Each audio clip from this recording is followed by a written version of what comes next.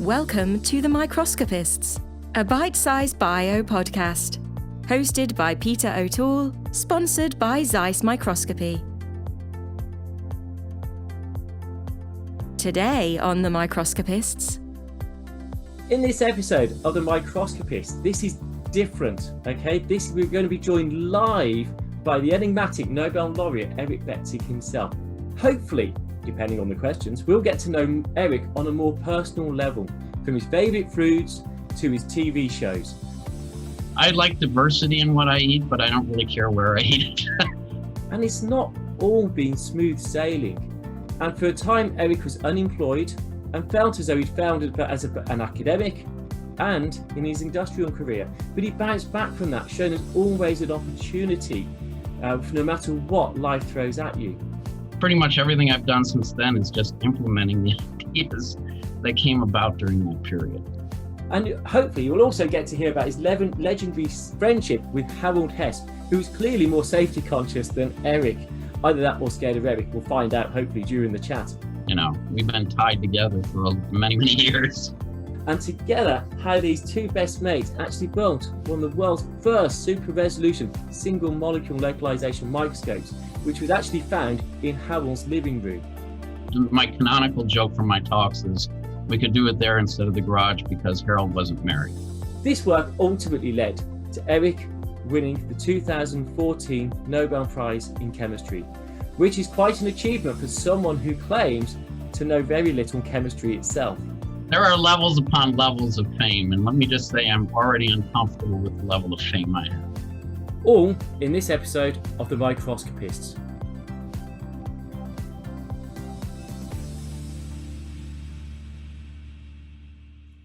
Right, welcome everyone. So welcome to the first live Microscopists podcast. So before I introduce a really special guest today, I'd like to welcome all of you and thank you actually for coming here today. I think we had interest from at least 75 different countries, looking at the stats first thing this morning. Over 500 registered for the meeting itself, and it is pre-recorded, so hopefully many more will see it. Including my mom actually and dad, who I think are actually tuning in, or hopefully tuning in. They're about as it is technically competent as I feel sometimes. So hopefully they've got into this meeting as well. So welcome everyone. If you've not been to or seen the Microscopists podcast before, a really important essence of this is quite personal. It's not really going through someone's CV and talking science. This is about the person up close and personal, to get to know them better. And because it's live, this gives you a unique chance to actually ask the questions yourself. So there should be a Q&A part within Zoom. Please access that, pop in your questions, and if they're appropriate, we'll see them. Not technical questions. Let's keep this light, funny, and let's get to know Eric in even more details. So let's start. Eric, good morning, your side, isn't it? Good morning. It is morning, yes. Uh-huh. So actually, we were recently together for the virtual launch of a microscope system. And that was a surreal experience, I thought. Yeah, I thought you did a great job. I mean, you're the guy who had to deal with the virtual aspect of it, and seeing the final product, it looked like you were there. Yeah, but it was all your hard work that meant there was a product to launch to start with. Yeah, well, yeah, mine was the start, but Zeiss obviously put in a lot of blood, sweat, and tears to get to the point where they are today. Yeah, I think that was just for the virtual launch. Yeah. As far as the product itself. So let's start. Actually, everyone knows you won the Nobel Prize for chemistry. So I think everyone knows that, so we won't dwell too much on that. But actually, I've always wondered, once you've been awarded that, did that make a change to the way you viewed science, or even just your life? How big a change did it make to you? In the way I view science, not so much. You know, I mean, I've known plenty of laureates prior to my getting the prize. I kind of know what it's about. In terms of the personal change, it's unfortunately gigantic. It's good and bad. I mean, there I keep weighing in my head, is it overall a net plus or a net minus? And, you know, it just depends on my personal mood as to which way I feel at that day. But, you know, the pluses are, you know, there's lots of perks, right? You know, people listen to you.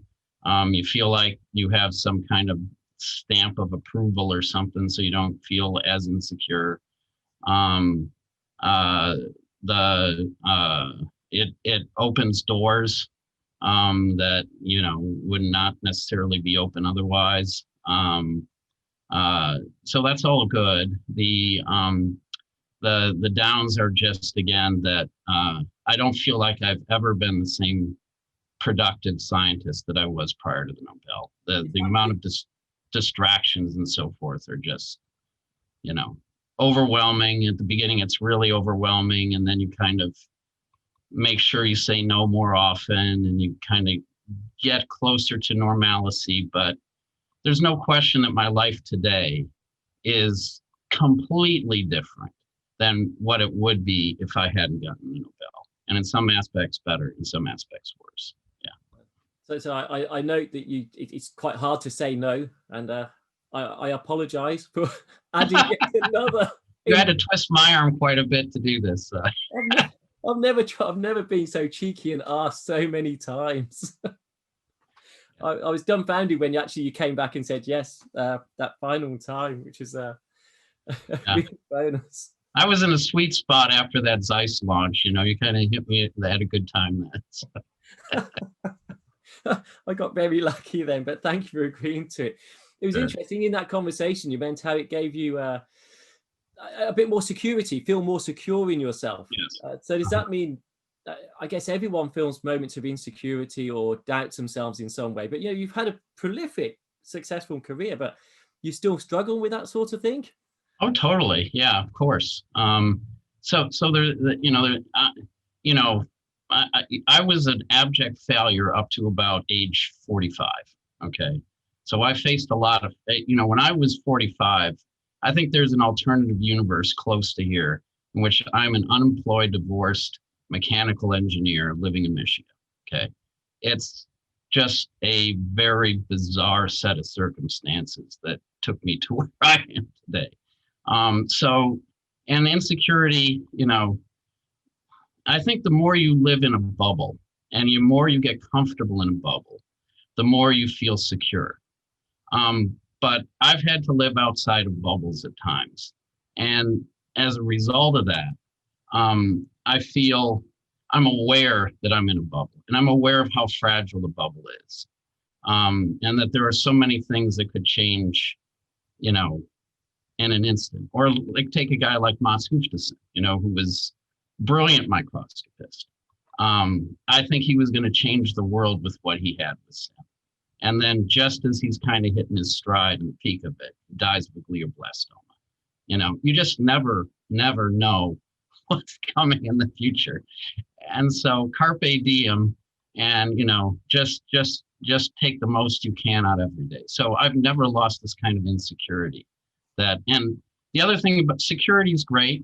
I mean, it's nice to have a paycheck. It's nice to have, you know, recognition and all of that. But it's also it's a double-edged sword. The more security you have, the less likely you are to want to leave that security and take risks. Okay. The risks I've taken in life have been because I've had my back to the wall and I've been insecure, and you just have to kind of throw caution to the wind. So a Nobel Prize and, you know, a good stable job, HHMI and like that, all of that has a corrosive influence on my ability to take risks. And it's just, you know, it's a battle I have in my head all the time. You know, should I quit my HHMI job? You know, I mean, it's great. The bennies are great. The money's great. The security's great. I never have written a grant in my life, and I hope never to have to write a grant in my life. But I also feel like it's a handcuff that's been constraining me to stay in an area where, frankly, I'm getting quite bored. So, you know, will I have the guts at my age to make that change again? I don't know. So you mentioned going back to about age 45, although I think you're younger here, surely. I think I was 42 in that picture. Yeah. It's hard to tell. So this was when I think you loads of pictures. So I'm going to try and get as many on as possible today, so you can share those pictures with us. But I think this, if I'm correct, this is when you were unemployed. Yes. At the age of 42 and unemployed. And I think that for a lot of people, I'll be thinking, oh my goodness, that's a big risk. And actually, I think I've got a question actually from someone here, which chimes in perfectly from Nick. Do you think that taking time off work gave you the space to think? And would you have even been able to develop Palm without that? Good question. And yes, absolutely. There's no question that the 2 periods of unemployment I had, once I left Bell Labs and then once I left my dad's machine tool company, were by far the most productive and influential times of my career. They were also the most scary, but they go hand in hand, okay? Particularly when I left my dad's company, I hadn't really done any physics for nearly a decade. And almost all the knowledge had filtered out of my skull. I didn't know anything. And so I actually went back to my freshman textbooks and my freshman homework sets that I'd saved. And, eventually I became a far more complete and sound physicist than I was ever before by having that time. And particularly the paper that I wrote on the theory of optical lattices, that's been one of my least cited papers. I think it has like 20 citations or something. It's probably one of the papers I'm most proud of in my career. It's the one time I was actually like a theoretical physicist, and I felt like I had an original, elegant contribution to optics with that. And both Palm and Lattice Light Sheet were basically founded during that period of unemployment when I was at our cottage, just thinking. And pretty much everything I've done since then is just implementing the ideas that came about during that period. So yeah, it's freaking scary, and it's scary to not have any money coming in and you watch your bank balance dwindle and all the rest. And you don't know what's going to be the end. You have no idea. And, I remember once I first submitted the patent on the lattices, and this was like end of 2004. Once I had the patent submitted, I decided I'm going to start to look for a job to do lattice microscopy. And I remember applying to NIST, or actually GILA, and getting the rejection letter. And I think that was my lowest point right then. It was like, nobody's going to ever give me a chance again. And I'm just screwed. And all of this work, and I don't know what I'm going to do. Right. And so, yeah, that could have happened. I mean, we then stumbled on Palm, and then, by another crazy set of circumstances. And so I got lucky. Yeah. Can't believe my virtual backgrounds have actually stopped working. Uh-oh. Of all the days for that to happen. So I'm completely lost without those virtual backgrounds now. So how did you stumble across Palm? And there's a question actually from one of the delegates, just one of the audience that we've got here. Yeah, how did you? So from Shiraz, that's a great wine, by the way, as well. How did you stumble across photoswitchable fluorochromes and that they could be used for Palm?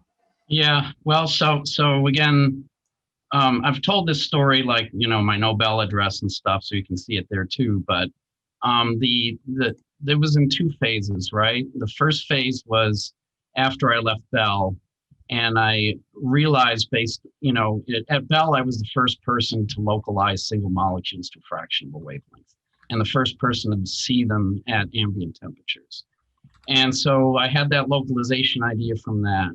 And then Harold and I did a cryogenic experiment where we could separate points of exciton emission inside a quantum well by the fact that they all glowed in different colors, even though their blobs were on top of one another. And once I was pushing my baby in the stroller, I combined those 2 ideas and had this idea about if you can just take molecules, isolate them in a multi-dimensional space, and then find the centers of their emission, you have super resolution. There just wasn't a really good way to do it then. So fast forward a decade to when I was trying to get Harold to come in with me to do my optical lattice microscope, either as a company or whatever. And, he wasn't really sold on the idea. And he said, well, it's your idea and I don't want to choose somebody else's cud. So, but he helped me to start looking for a place where somebody would give me lab space or a job in order to do it. And he had been, after he left and went in industry, there was the National High Magnetic Field Laboratory in Tallahassee was run by an old friend of his called Greg Bobinger from Bell Labs. And Greg had been trying to recruit Harold to be a scientist there. And Harold had met this guy, Mike Davidson, who was kind of an oddball guy who came up with had an army of undergraduates making fluorescent protein fusions. And, the thing that got me back to doing lattice microscopy was I didn't read Chalfie's paper about GFP until 2004. I had left science months before Chalfie's paper came out.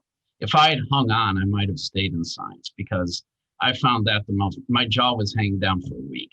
So anyway, we visited Mike because he had all these microscopes for testing out these fusions. And it was from Mike we heard about photoactivated fluorescent proteins, which had just come on the scene.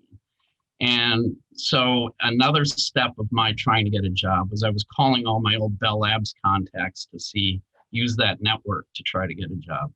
And one of them was a guy named Rob Tico, who was now, at NIH in his own lab.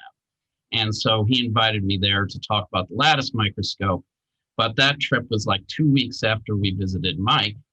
And so when I went there, we were all filled with this Palm idea, because as soon as we heard about photoactivated proteins, we say, that idea I did 10 years ago, we can do it. So good God, it's so simple. We got to do this. And so we had the divine fire in us at that point. And so those 2 weeks later, when I went to there, I said to Rob, can you please invite Jennifer Lippincott-Schwartz and George Patterson to come to my talk?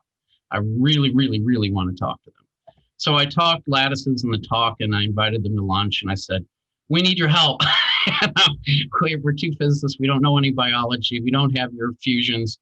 Would you please collaborate with us on this? And Jennifer was exactly the right person to approach because Jennifer's whole career has been about being an early adopter of new technologies to reveal biology. And so it was divine intervention or something. I don't know, but yeah.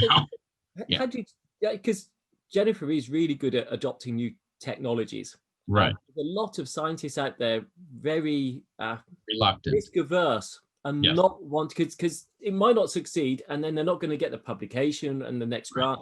So they're very worried about it. So have you met that type of biologist that is very wary of adopting new technology? Have I met them? They're the dominant species. Yeah.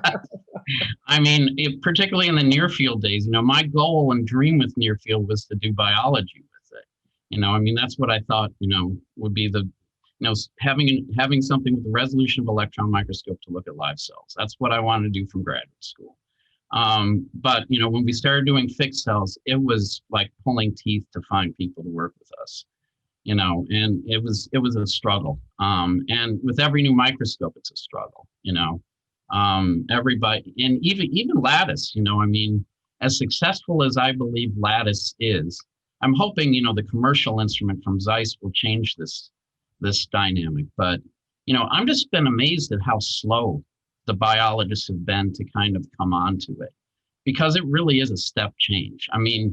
It does in time what Palm did in space in terms of a big step jump in performance. So I think maybe even I'm not going to be belittle Palm or Storm for a second. I think it may have a more profound effect because it's a much bigger market that can readily access it.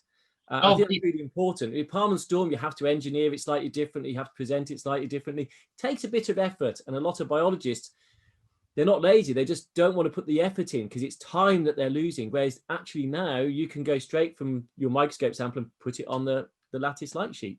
Yeah, there's two other differences between Palm and lattice in terms of biologist adoption. Okay, on the one hand, Palm is easy to do. You can do it in a living room, right? That tells you it's easy to do. the hard part of POM has nothing to do with the instrument, has everything to do with the sample preparation. And so there's just an amazing amount of work to do this properly in terms of developing fusions, testing the fusions to make sure they're physiological, making sure they're expressed at high enough density, to do the fixation without screwing up the ultrastructure. All of that is on the biologist. There's nothing that the instrument can do to help you with that. The instrument itself is easy. And as a result, there's probably just as many, if not more, home-built POM systems than there are commercial systems. Yep. But Lattice is different. It's the other way around, okay? In that, the instrumentation is complex. But once you have it down, like in the Zeiss product, it becomes easy to do. And so there's a hope that, I've worked very, very hard since we started with the Lattice to try to get it in the hands of people as quickly and as broadly as possible. But I know that the only way that happens in the end is commercialization, because most biologists don't have the chops to do it otherwise. So, yeah. So just changing tack a little bit. When you first, so when you got that job with Janelia, I don't think you had a lab open, so you worked with Harold to start with, and I believe you actually. I don't want to use my backgrounds because that's what just crashed it. But actually, there's a picture of you with Harold, and Harold was stood outside your labs with not one hard hat. Yeah, but two hats on. Two hard hats, and you had none. Yes. So either A, he's a tougher nut to crack, or you're a tougher nut to crack, or you're very scary to work with if he's got to wear two hard hats. Well.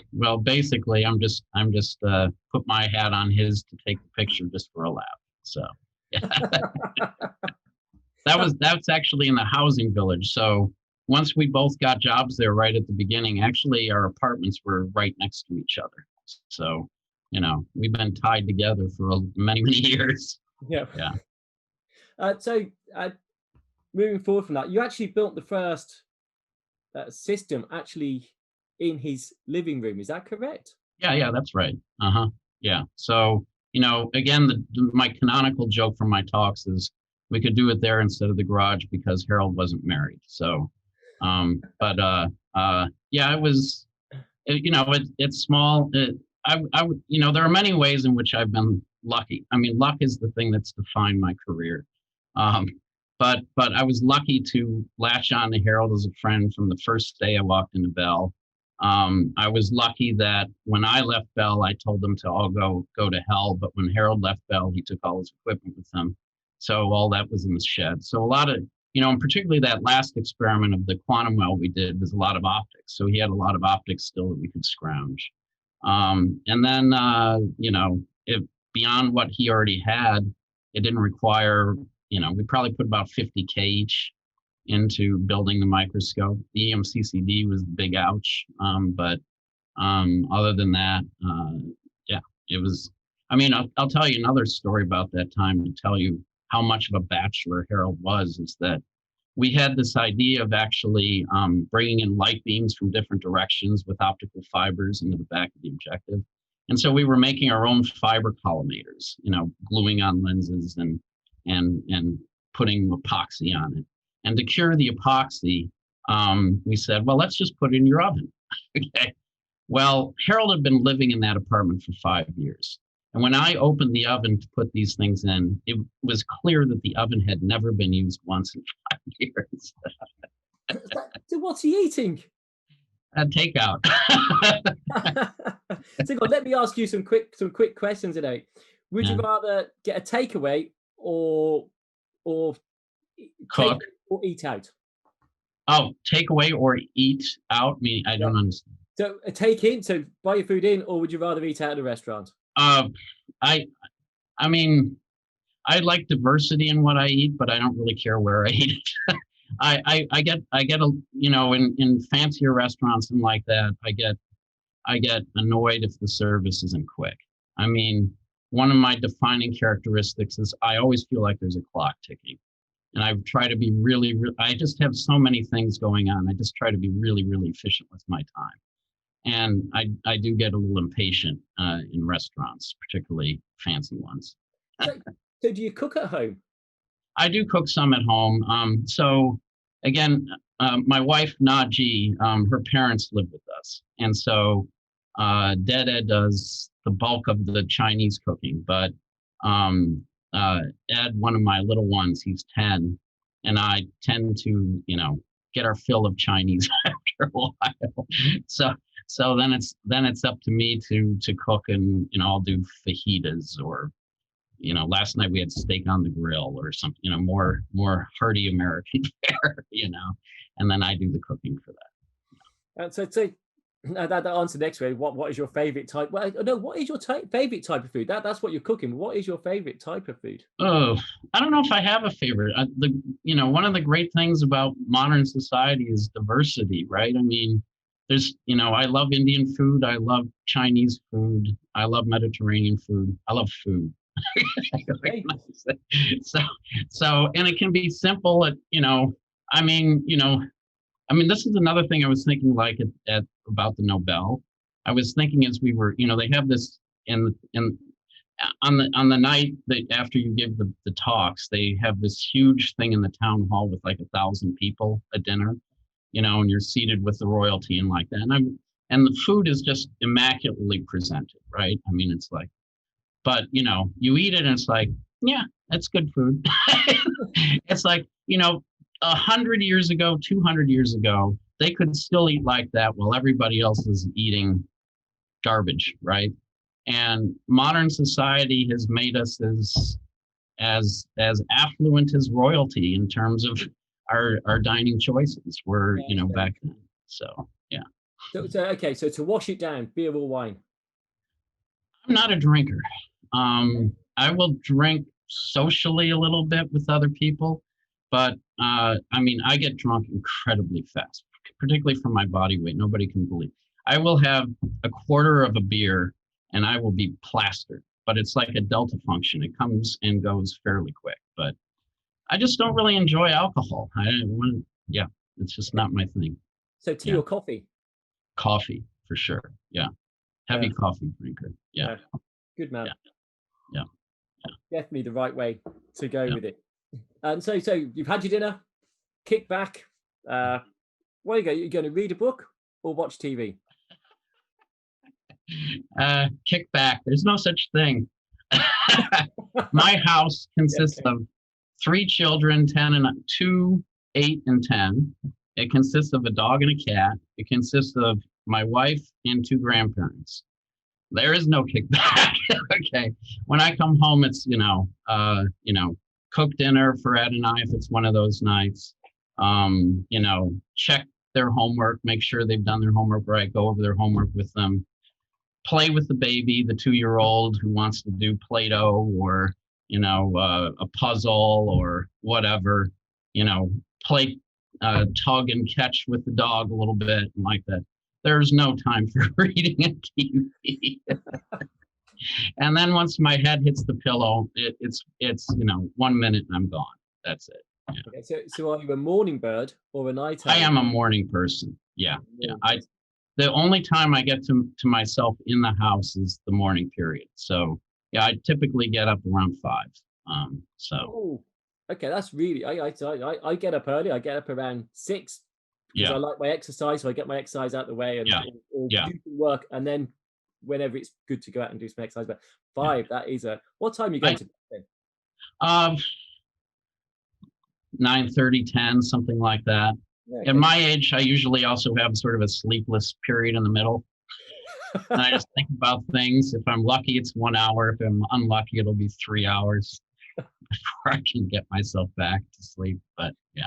But is that when some of the best ideas are created? Totally. Yeah, of course. Yeah. I mean, I follow a decaying exponential of creativity during the day. So, either ideas I have in the night, ideas when I first open my eyes that have been percolating in the subconscious, or in the shower, right? I mean, that's where the getting past the roadblocks usually happens. And then one of the things that I do now fairly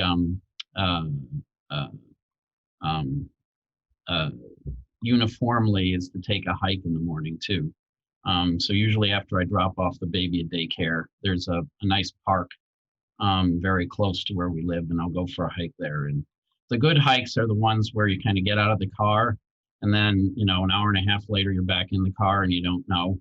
Okay. Because you just had the running conversation in your head and going over things for the whole time, right? Is that by yourself when you're doing those hikes? Oh, totally, yeah. I mean, Yeah. it wouldn't be the same with other people. Yeah. So how many children do you have? 5. So from my first marriage, I have 2. So the oldest is 27 and a high school teacher of math in Brooklyn. My 21-year-old is a financial options trader in Chicago, and then the 3 little ones. And will any follow in your footsteps, do you think? None have really showed any interest in science at all. Maybe Mia, the 8-year-old. She has potentially the leanings of a doctor, but I've learned not to predict with kids. One of the things I've learned with kids is each one of them comes out of the box wired differently. And, you know, in terms of that whole nature versus nurture thing, I'm firmly in the nature camp. That, you know, anything that we as adults do to our children is just tinkering around the edges from, you know, what's kind of built into their brains from get-go. So it's a great question actually from Prakash. So the question there is, how do they feel about you winning the Nobel Prize? And actually, I'm going to go one further because look, I didn't realize you got the, you can correct my pronunciation. I am useless at pronunciation. The Pontifical Academy of Sciences, which was awarded by Pope Francis himself. And that's a really select group of scientific advisors. Yeah. Well, so I don't know what the question is. So first you had 2 questions. First, what do the kids think of the Nobel? And the second is about the Pontifical Academy. So in terms of what the kids think, you know, at first it's like, you know, they don't really understand. I mean, the older, you know, I guess, the oldest was at NYU then, the second was still in high school. And then the young ones, Max was like 5 and Mia was like 2. So, you know, we took the younger ones in fact, we took all of them to Stockholm. I don't know, it's something that isn't really real to them because they're not in the field and like that. They know that, yeah, some people know Dad as being sort of famous for what he does, but it's not something that, you know, is an everyday topic of conversation. If your kids are watching this now, very famous. Okay, well, profound effects on the world of science. We're not in the Kardashian level here, Pete. Okay? They're not watching it, no. There are levels upon levels of fame, and let me just say I'm already uncomfortable with the level of fame I have. So what about Pope Francis and the advisory board? So I turned down many things. Again, I just asked a few people if this is something I should do when I was asked, and I did. And, you know, there's only been one meeting so far because COVID killed the one for this year, since I've joined. Again, it's meant to, they put out, in the yearly meeting, they'll have a topic and they want everybody to talk about how their particular expertise influences that topic. And then every now and then they'll have another specific topic on which they want to write a report for the Pope. And it's similar to National Academy in that regard, where, you know, you can volunteer to work on a committee for something that goes to Congress or whatever to help, you know, inform them about scientific policy. So it hasn't been a big deal. It just, you know, it's just one of those things that, you know, after talking to people I trust, I figured, well, okay, it doesn't look like a big time commitment. I'll do it. So I've got to ask, are you religious yourself? No. I'm stone cold agnostic. Okay. I'm enough of a scientist to believe that there isn't enough evidence to completely it's hard to refute something like a deity, right? But it's also hard to prove something like a deity, right? From a scientific sort of Karl Popper falsification type, what I consider real science. And so I think the only intellectually honest point of view for someone of my beliefs is agnostic. So you mentioned earlier you mentioned you had no downtime or very little downtime to rest at home, and you've just started up a new, well, actually maybe not that new, relatively new company, Icon Therapeutics. That's another big venture on the back of everything else that you're doing at the moment. Yeah, but again, this is one of those things. Once you have the Nobel Prize, most of what people want is your name more than your time. So actually, Icon's an interesting story. That's the company that we founded. So I was kind of dragged into this by two of my collaborators, Bob Tejan, who's at Berkeley, and Xavier Darzac, who's here too. But at one time at Genelia, we had what was called the Transcription Imaging Consortium. And we collaborated there on imaging transcription factors in live cells.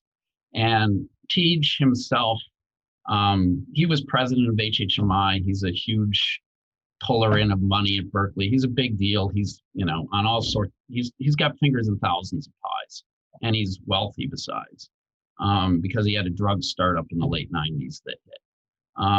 But in doing these experiments from his he's a biochemist by trade, and they had come up with this model about how transcription starts by all of these transcription factors coming to the start of a gene to create a transcription initiation complex, and then recruits this polymerase Pol, which then zips along the DNA and spits out the RNA. And they had this model in their head where you have each piece individually coming in and this stable thing forming that might last for minutes or hours. When we actually started imaging by SPT palm, the individual molecules, we realized they were only binding to any particular spot for seconds or less. It's like, well, crap. So this was really a paradigm shift in transcription. And it's kind of related also to the whole concept of phase condensation, which is now kind of a hot field inside of cells and so forth, but on a much more molecular level. And so Tej and Xavi thought, well, gee, this might actually be able to be used as a drug screen, because what they found was that the reason that molecules bind to one another, or particularly these transcription factors, is they have intrinsically disordered regions on them. And these regions act as binding agents to either the DNA or to other partners. And so, and it turns out in certain diseases like Ewing sarcoma, you'll have a particular gene which is transposed during cell division and ends up getting a intrinsically disordered region grafted on it to make it go into overdrive. And so that leads to a cancer for children that's lethal. And so the idea is if you could find chemical compounds that modify the binding affinity of these intrinsically disordered regions, you could potentially have a drug screen. And in fact, most all other drugs target sort of the conventional pocket lock and key type approach and mediating that. So it's actually then targeting all of the proteome as opposed to the 2% of the proteome that has been targeted so far. So it's really kind of a very high risk. None of this is my ideas. This is their ideas. My use is I know how to build microscopes. I know how to build microscopes for high throughput screening. They provide all of the biology and the medicine, and then having the shiny metal to help attract investors. But once it's kind of set up, I'm large. It's not a big strain on my time. Okay. But over all this period, there's a question actually from, I'm going to pronounce this wrong, Phaser. How have you balanced your work with your personal life? I think that's really important, actually. I think it's really important to strike a balance somehow. Do you manage it? That's a good question. And the balance is not a static one. It's based on opportunity and need. Okay. So in some ways, I consider myself a serial father and a serial entrepreneur. In that, for example, obviously I worked very, very hard when I was at Bell Labs. 15-hour days were the norm, at least 6 days a week, right? Harold and I just worked like crazy. But when I left, I'm a house husband, right? So I'm not working at all, right? I'm trying to figure out what I'm going to do, and I focus on the kid. And then I started working for my dad's company, and eventually it became the same thing, right? Where I'm hyper focused on that. And then once I left that, it was again back to being more connected with the kids.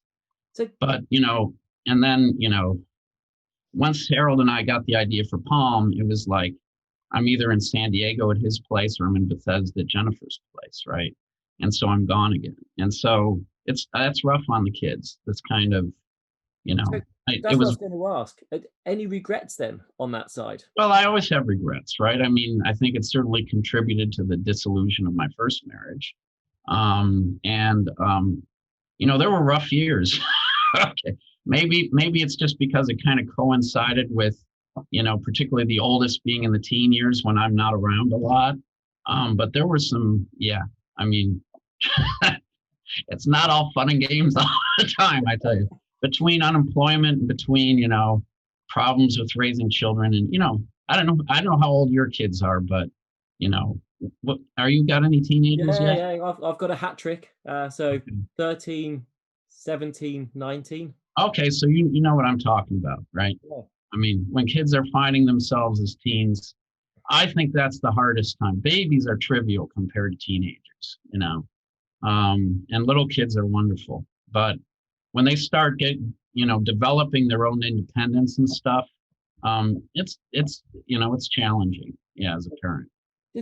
There's a great question in. Actually, I can't see who it's from. I'm really sorry, but how did you find being a house husband? I mean, it's great. I mean, look, I love kids. There are some people who told me I was nuts to get remarried and have kids when I'm near 60. And sometimes I might agree with them, but I wouldn't change it for a minute. I mean, there's no entertainment greater than having kids and playing with kids and hear kids see the world with new eyes. Every child has if there's one instinct humans have, it's curiosity. And all of them are born with that curiosity. All of them are scientists. And they're whether it's like sticking a fork in the electrical socket to see what happens or whatever, right? They are always experimenting. And they're just hilarious. I mean, they constantly make you see things that you're a fish in water and you don't notice the water. And then the kids point out the water and you just laugh. So I love it. I could, if I really got disappointed, I'd be happy being just a stay-at-home dad for the rest of my career. Yeah. As long as you teach them properly, because when they put that fork in the electrical socket, as long as you don't tell them that's what the Big Bang is. Exactly. Yeah. So it's great. Yeah. Teach them properly. That's brilliant. So I think you've also got a Jack Russell. I'm not going to try my virtual background. So I say I crashed out last time. So yes. Your Jack Russell, what have you called it? Bessel. So Na and her work came up with this really clever idea of using 2-photon Bessel beams. She studies the visual system in the mouse with usually 2-photon. And the problem with 2-photon, again, is it's a great optical sectioning technique, but it's too slow to get 3D volumes by doing that. But oftentimes you're looking at mouse brains that have sparse expression of GCamp or something. And so there's no reason not to take that all as sort of a maximum intensity projection. So she uses Bessel beams in her work.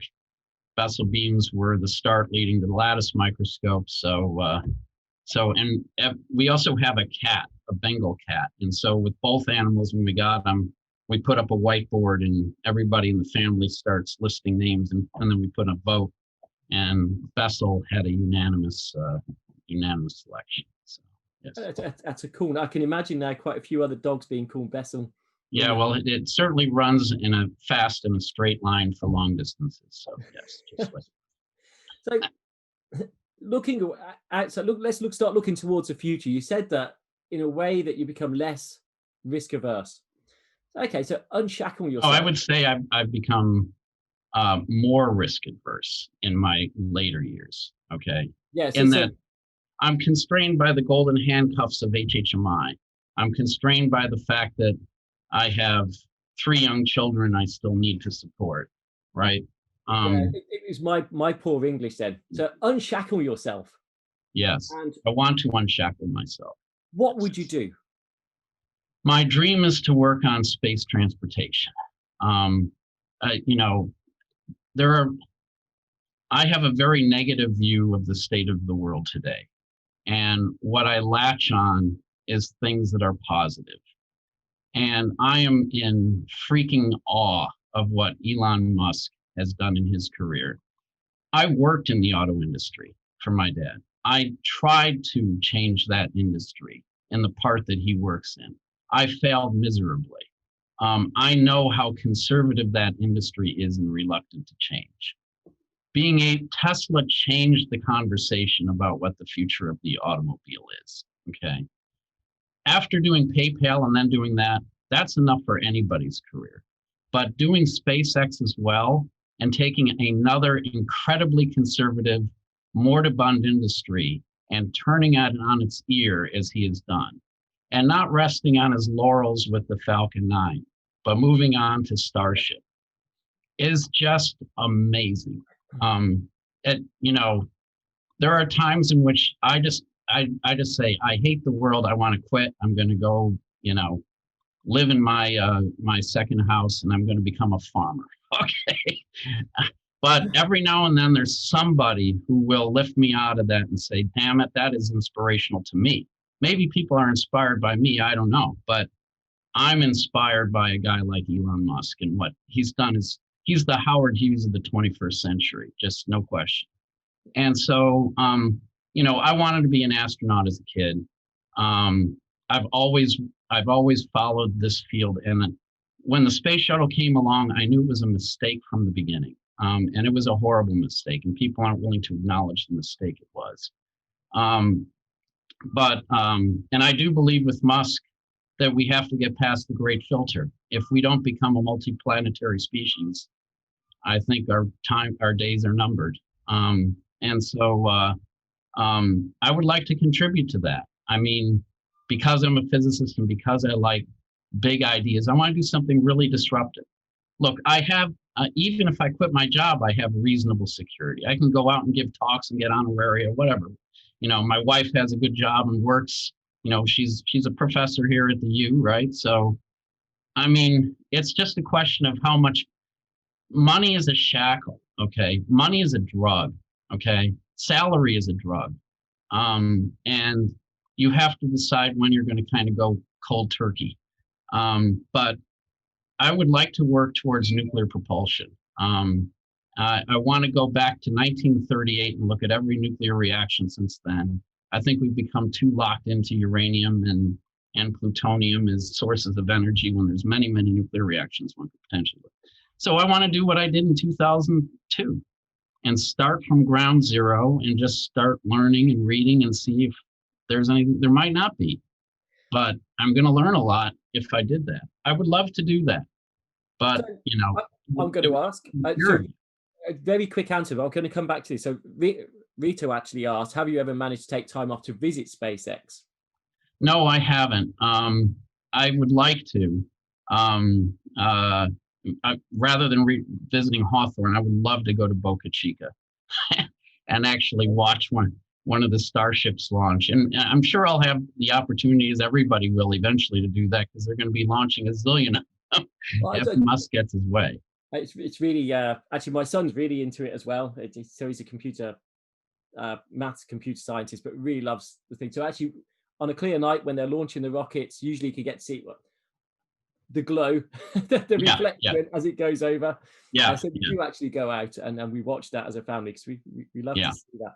So back to where you were. Come on, what's stopping you?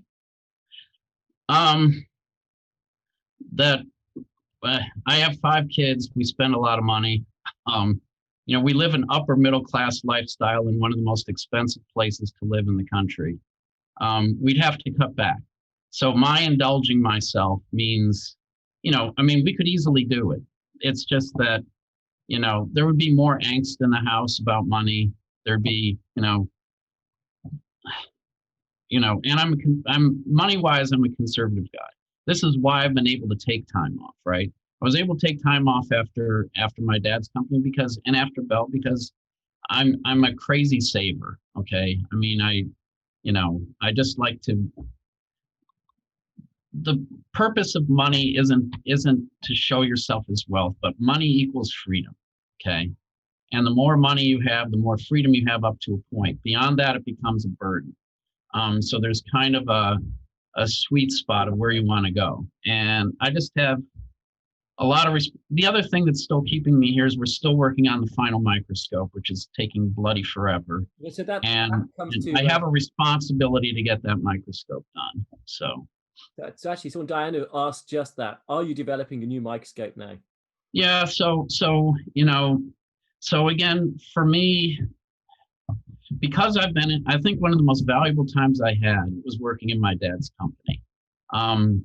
For years thereafter, I thought it was a complete waste of time because it was so orthogonal and wouldn't transfer to what I'm doing. But what I've learned is that there is almost no utility to making new microscopes like what we make unless they can be commercialized in the end. Because again, biologists, I don't care, but it's a pipeline, because let's say you have a good idea for a microscope, you patent it, whatever. No company is going to take the risk on that unless they know there's a market, because it's probably a $5-10 million investment, right? And so you have to prove it to them there's a market. So you start doing stuff in your own lab. You start doing, Genelia was great for this because it was easy to bring in outside visitors. So we've had over 100 outside visitors use the lattice light sheet that we had. And we got a lot of papers and a lot of attention, and that was great. And it's a great microscope. But it's too small a bottleneck. And so we spent months, 6 months at least, of our own effort, not designing the next microscope, documenting the existing microscope so other early adopters could build it themselves. And so there's 100 research licenses that have been signed, maybe between 3 eyes microscope and other, maybe 50 actually operational. And they again start to create this buzz and desire for this microscope. And then you get, a company like Zeiss to buy in on it, and then they develop the turnkey instrument. And then it's basically, at that point, I was so relieved to do that launch of Zeiss, because to me, this was job done. I could kind of finally say, Lattice is a baby that's gone to college. It's out the door. My responsibility is done. Whatever they do now is their business. I don't have any role in that. And so so the new microscope is basically, after the Lattice, we started to go multicellular with it and ran into the aberration problems.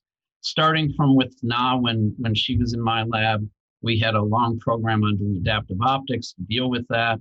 We had put the adaptive optics on the lattice light sheet.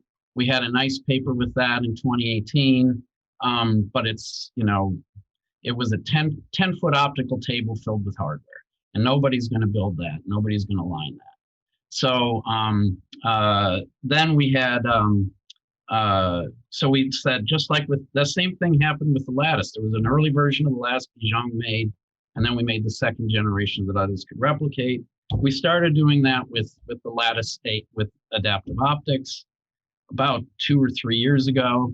And we realized that, well, by the time you buy all of the equipment needed to do lattice AO, because it requires a Ti sapphire laser for the guide star, you basically have all the equipment that goes into a confocal microscope, a 2-photon microscope, a Bessel beam microscope, an image scanning microscope, a 3D sim microscope, a phase contrast microscope, a lattice light sheet microscope, on about 10 different modes. And you say, well, why have to have 10 microscopes? Why not just make them a Swiss Army knife where they can all use the same hardware?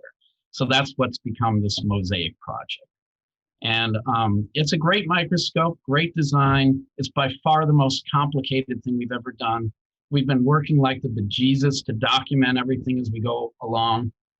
Sadly, we had an initial group of 7 people trying to build this, but enough people got wind of it and wanted to do it themselves that we're up to, like, I think 28 licenses now. And we still haven't really finished number 1 in terms of getting all the modes running. So, and COVID certainly hasn't helped. So, and it's a complicated beast. So we'll get there, but I have a big responsibility to get that over the hump, because there's 28 different groups who popped down $500,000 each in order to do this, and I owe it to them in order to get it done.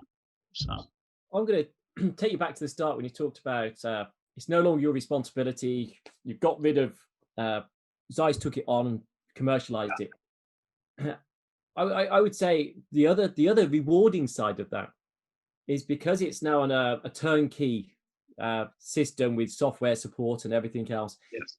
It also opens up the real scientific impact, because it opens up to a much larger field of users. So actually, to an end user perspective, it's profoundly a big step.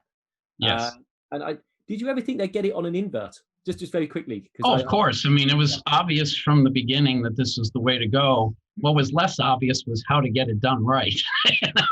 So it's optically challenging. I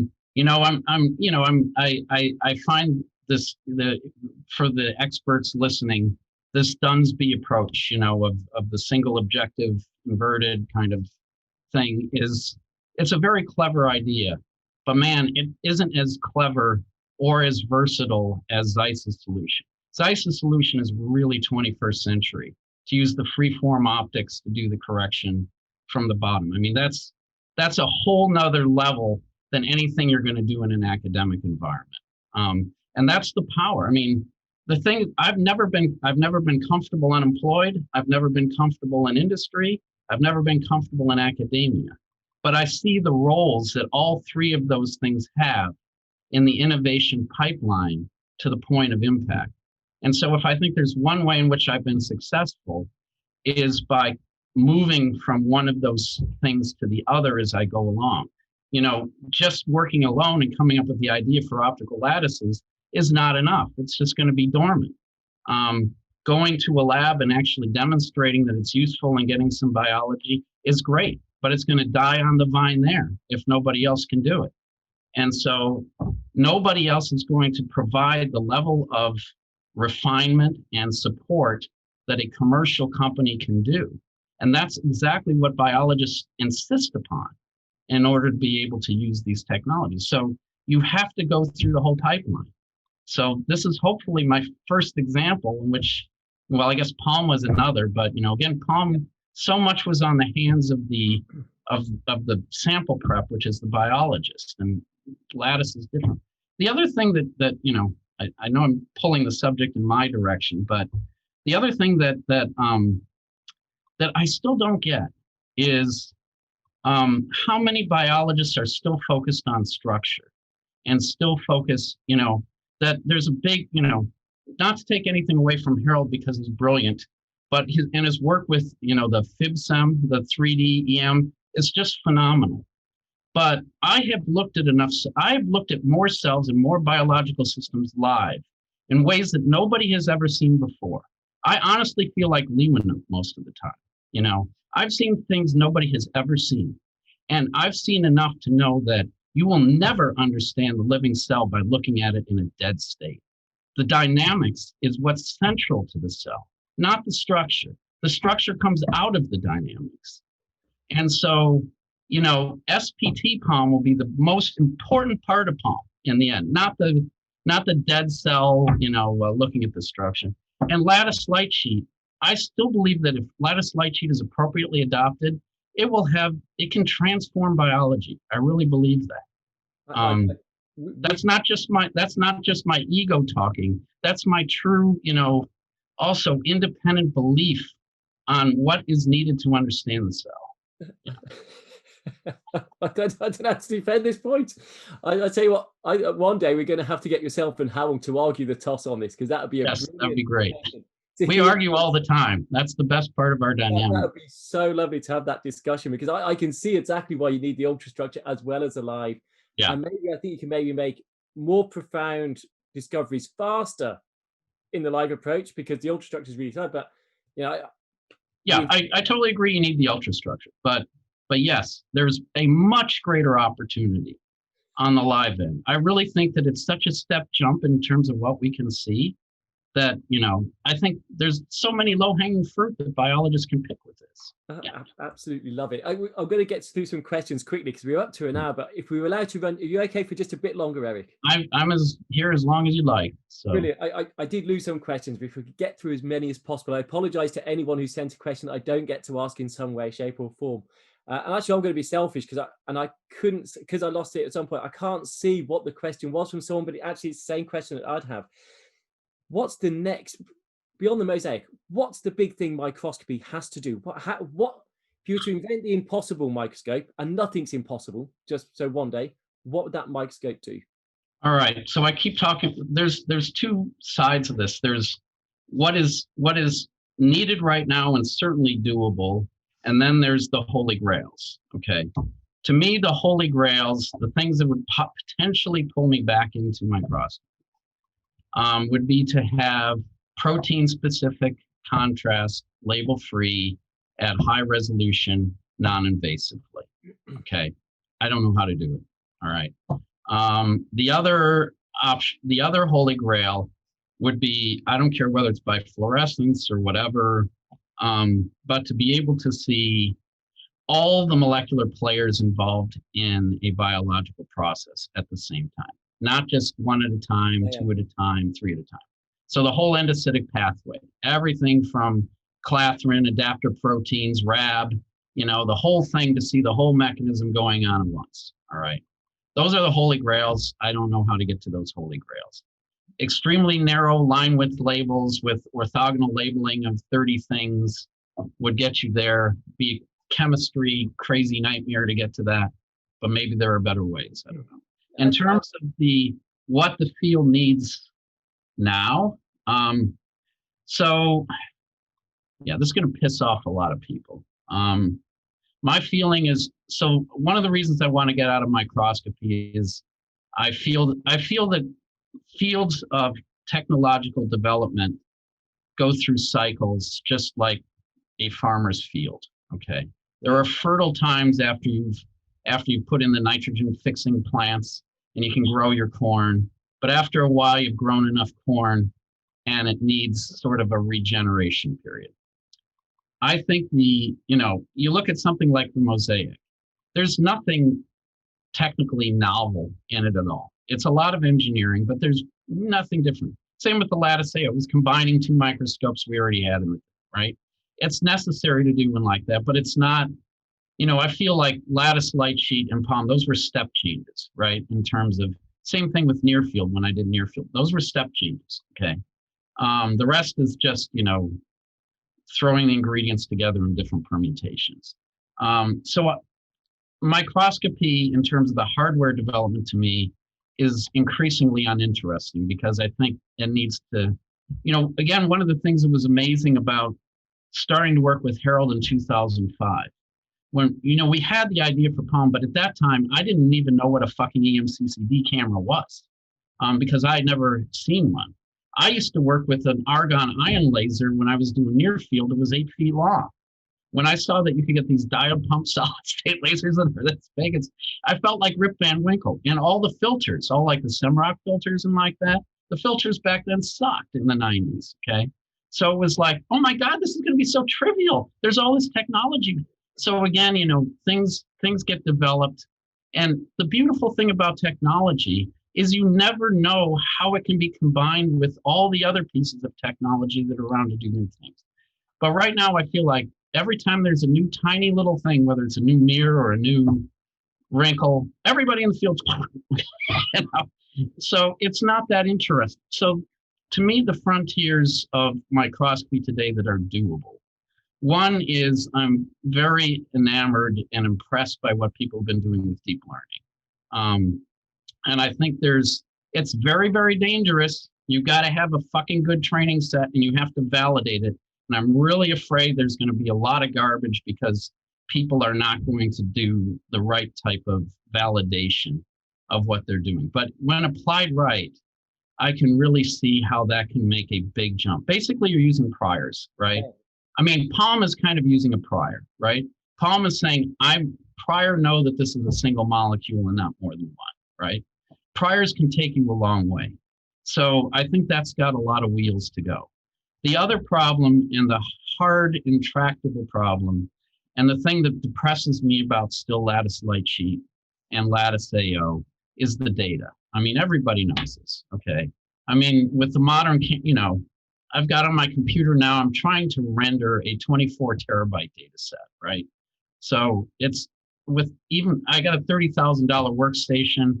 We have $1 million cluster that it's hooked to, and it's still an enormous pain in the ass to deal with the data. You can easily get 10 terabytes a day, no problem. You can get 20 terabytes a day. And, this kind of brings up, I keep going on these tangents, but it reminded me of I watched parts of the one you did with Jeff Lichtman at Harvard. And so you had a discussion. You just rubbish saying ultrastructure's nothing. Well, no. But he had an interesting discussion at the end of that about the value of the connectome. I have always been very suspicious about the value of the connectome. It's a very complete set of information, but even if it were not, again, you've got tens of thousands of connections from every neuron, and you've got hundreds of millions of neurons. Even if there was some way of mapping all of that out, can we ever really understand what it means? I really worry, even at the single cell level and at the sort of chemical networks, biochemical networks that exist, and how much I believe that stochastic processes are the base. I think Brownian motion is the real engine of the cell. It's not ATP in the mitochondria. That it's the organization of the cell happens because of Brownian motion and differential sticking coefficients. And it's organizes in the same way that gravity organizes galaxies and the universe. Our ability to understand even a bacterium, I question. And a eukaryotic cell, it's going to be a challenge. So, this is something that science is bumping up against, is maybe we can even put it all in a computer and have an AI kind of replicate, what's going on. But that doesn't mean we understand it. That doesn't mean it's reducible to principles that we can really put our hands around. Yeah. But the data problem itself is just gigantic. Yeah. Okay. So there's a really quick few questions because we're about 7 minutes over. So very quickly, really, really short. IP issues with microscopy innovations and corporate involvement. Easy. Any very quick tips for this? Oh, get lucky. It all depends on it depends on if you're doing it yourself or doing it through somebody else who's footing the bill, right? I mean, those are two very different paths. But let me say a little bit about IP. Just shortly. Yeah, okay. Well, it's hard for me to ever give a short answer, but anyway. So a patent is nothing more than anteing in a game, a very long poker game, okay? And it's just the ante. Let's face it, come on. Do you expect that the patent people in the US Patent Office are experts on everything that you're writing and can truly vet that in a way and compare it to all the prior patents that are out there? No. They do sort of a rough check. It's kind of a pro forma thing, reject some, you reply, you do what. You can patent anything, except maybe a perpetual motion machine. You can patent just about anything. But it's just the beginning, okay? Because people will piss all over your patents if they don't actually are enforceable or worthy of being enforced. So like Palm, we have Palm patents. The Palm market isn't big enough for Zeiss to go after other people. The attorney's fees would far exceed any value we get out of that. I think it's robust enough, potentially. What's that? Yeah, it's so broad. There's so many users, so many infringers. It's like, and that's fine. So I'm sorry, I'm going to keep you on longer than you want. There was one very influential book for me called The Laser.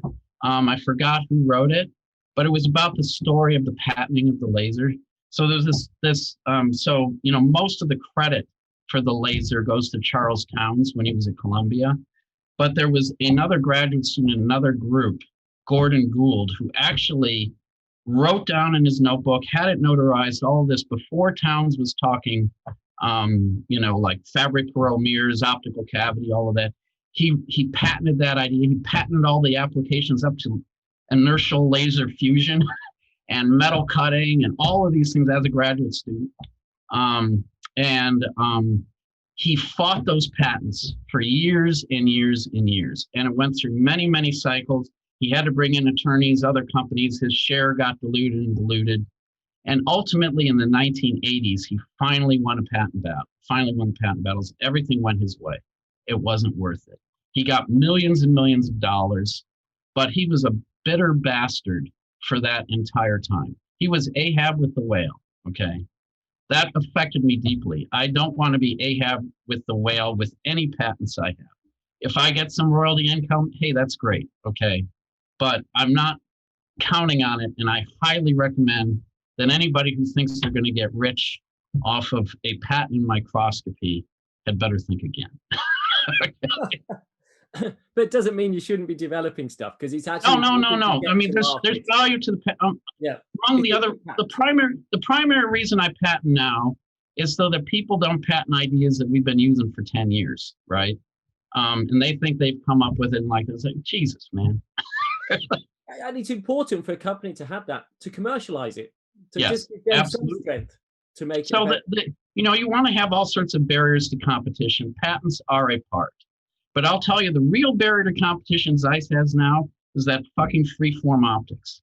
It's going to be tough for anybody to come along and immediately compete with them on that front. Okay. So the next question from Curti is, so again, really short, because we're really out of time. What did you want to become when you were 10 years old? Astronaut. Oh, you said earlier. What about when you were 20? Astronaut. You asked that, but what about when you were 70? 70? What do you think you want to be? An astronaut. If Starship got to the point where they were doing tourism, and it got down to the point where I could afford it, and the kids are taken care of, and so if it blows up, I'm not worried. Absolutely. I swear, if there was a 1 chance in 3 of it blowing up, I would go on it. Totally. I've already told my wife that when I die, if I haven't made it to space by then, and if there's enough money after all the bills, shoot my ashes to space. Okay, that's where I want to go. I'm just going through the other question. This one's this is a curveball. Okay, so this is would you say you usually have a plant-based, environmentally friendly diet? A plant-based environment, what? A plant-based, environmentally friendly diet, and that's from Katarina. Why? Hell no. I don't know.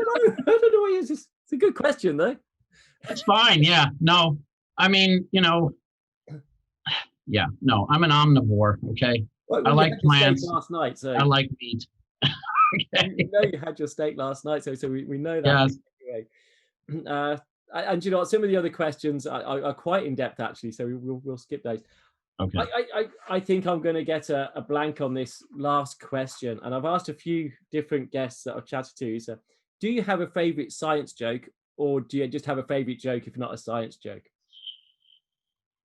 No, I don't have a favorite joke.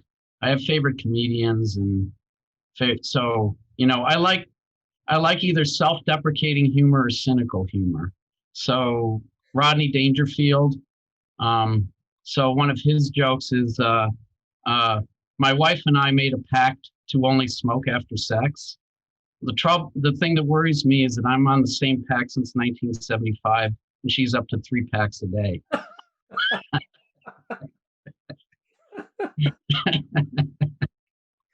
So that type of humor. On that note, I'd like to thank the audience actually for loads of questions. I'm sorry we couldn't get through them all. It was just too many questions to actually get through all of those questions. If you like today's podcast on the Microscopists, go to the YouTube website, go to the Bite Size Bio website, but there's loads of great videos with backgrounds, which worked on most cases, which is great to see the different pictures. You'd have seen bezel and stuff like that on it. And subscribe to the channel, please, so you see when the latest ones come out. I hope you enjoyed it. And Eric, you've been out of this world. There you are. You made it as an astronaut, and thank you very much for taking the thanks, time Pete. today. Been a great host. Yeah. Thank you, everyone. All right. Bye-bye. Thank you for listening to The Microscopists, a bite-sized bio podcast sponsored by Zeiss Microscopy. To view all audio and video recordings from this series, please visit bitesizebio.com/the-microscopists.